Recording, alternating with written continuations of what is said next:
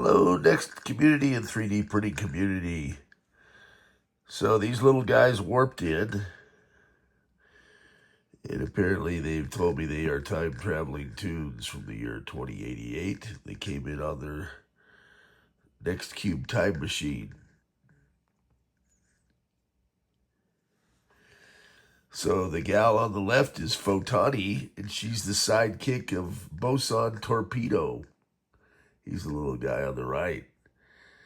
And stay tuned, because there's going to be a whole story evolving around them. And apparently we have to go back to the future right here to round up tunes, because apparently AI is taking over and children can no longer have toys. So we are not going to put up with it.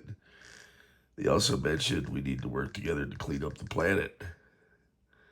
So that being said, I want to listen to them. Aren't they cool? Stay tuned. More fun stuff to come from the black hole. Looks legit to me.